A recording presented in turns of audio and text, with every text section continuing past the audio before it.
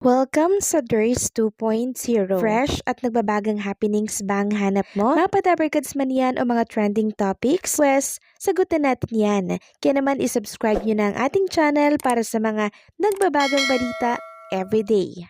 So ayun, welcome back again sa ating YouTube channel mga kadabarkads, and for today's video nga po, ang pag-uusapan natin ay tungkol sa mga pangyayari po sa loob at sa labas ng Itbulaga. At unahin natin dito sa papremyo po na inilabas ng Itbulaga for December 3, 2024. Kahapon lamang po yan, total of 235,000 pesos. Sa therapy, 30,000 at 15,000 pesos naman para sa O Baby Dance Challenge, 100,000 pesos para sa Sugod Bahay, 60,000 pesos para sa Gimme 5 at 30,000 pesos para naman sa Bawal Judgmental Ka Ba. So talagang nag-uumapaw at bumubuhos yung papremyo po na ibinibigay ng Itbulaga sa mga nananalo sa kanilang programa. Talagang damang-dama na yung Kapaskuhan dito po sa Itbulaga. Samantalang kagabi naman po ay nagkaroon ng dinner itong mga Soto, Andyan po si Bossing, yung mga anak po ni Tito Soto, sila po ni Luna Soto, si Gian Soto, si Danica, si Pingris, at marami pa pong iba. Sabi nga po dito ni Pauline Luna Soto, thank you fam for the support. So talagang one for all for one ang Soto family. Samantalang ang Yaka Foundation naman po na kung saan ay kabilang dito si Eunice Janine, ang ating SQ Queen, ay nagre-repack na po itong Yaka Foundation na mga ipapamahagi po sa mga AITA student. Ayan po, kung inyo mapapansin, tulong-tulong at meron talagang nag-volunteer para po mag-repack. Sabi nga dito ng Yaka Foundation, Repack Day 1 survived to all our volunteers. Thank you so much for giving time to help. We truly appreciate your effort plus dedication despite your busy schedule. Hooray for you all. Shout out as well to one of our volunteer, Kent. Big thanks to him and his love family for welcoming us in their beautiful home. Truly appreciated. Day to day, and we're still accepting last minute donations, and kind help can make a big difference.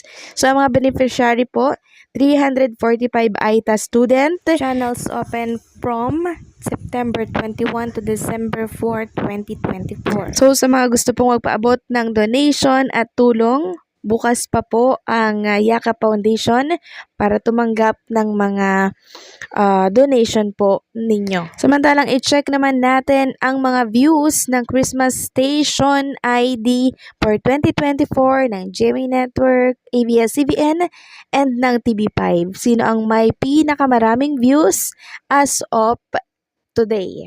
Credit po sa LM TV Digital Network. Sabi dito, TV5 CSID leads overall reach 5 million plays on Facebook.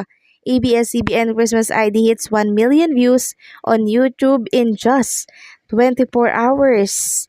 Here is a summary of the total online views for the 2024 Christmas IDs of TV5, GMA, and ABS-CBN as of 1:49 AM, December 4, 2024. So para po sa TV5, hatid saya ang Paskong Kapatid sa Facebook, 5.1 million plays. Sa YouTube naman, 643,668 views, total of 5.6 million. GMA, ganito ang Pasko ng Pinoy. Facebook, 3.9 million plays. Sa YouTube, 773,735 views. Total views, 4.6 million. Sa ABS-CBN naman, Our Story Shine This Christmas. Facebook, 2.4 million. YouTube, 1,739,253 views. Total of 4.1 million. So, ito'y bago pa lamang po yung sa ABS-CBN, pero talaga namang ang dami na po nilang views. Nalamangan pa nga po nila ang Kapuso Network. Kung sa YouTube po ang pagbabasehan mga kadabarkads, at patuloy pang tataas ang views ng ABS-CBN kasi bago pa lamang po ito. So TV5 currently leads with the highest total views with Facebook and YouTube combined, followed by GMA and ABS-CBN. This reflects the varying audience, reception, and reach of each network's Christmas campaign online. Meanwhile, ABS-CBN proves to be the undisputed king of Christmas ID by surpassing 1 million views on YouTube, outscoring GMAs, ganyan ang Pasko ng Pinoy. So as of today, lamang po ang TV5 sa views and syempre humahabol ang ABS-CBN. So salamat LMTV sa iyong napakagandang write-ups. Samantalang si Raisa Mendisa naman po ay nag-Instagram story ng pakikiramay dito po kay Ann Boleche, dating EB-Babe. Pumanaw po kasi ang boyfriend nitong si Ann Boleche or kilala din sa tawag na Hopia. So, ang 11 years or long time partner po nitong si Hopia, pumanaw po siya nung nakaraan, December 2, 2024. Magpapasko pa naman, di ba? Talagang hindi po natin mapipigilan ang mga pangyayari. Talagang kahit hindi natin gustuhin, kusa po talagang dumarating pag talaga kaorasan na po natin. So, ang kanyang boyfriend po ay si Roderick Eric Olano Roland. October 26 ang birthday, December 2, 2024 po na maalam. And marami po ang nagulat dito mga Kadaber Kads. Sabi nga po dito ng isang netizen, Daddy Eric Olano Rolon, ang daddy ng lahat ng EB-Babes. Go to namin sa kondo kasi pinagluluto si Ann.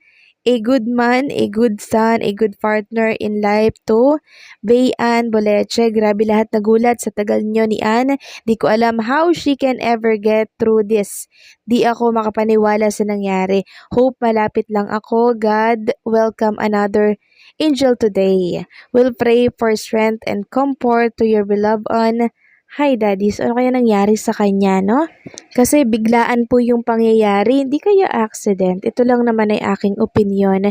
So ito pong si Ann at yung kanyang boyfriend, nakiselebrate pa yan ng birthday dito po sa birthday ni Raisa Mendisa noong nakaraan. And kahit hindi po madalas nagkakasama ang mga Dabber Cats at itong si Ann Boleche po or si Hopia, close na close pa din po siya sa Itbulaga family or sa Dabber Cats. And maging ako nga po ay nagulat din sa pangyayaring ito. Hindi ko ito lubos akalain kasi napakabata pa po ng kanyang boyfriend.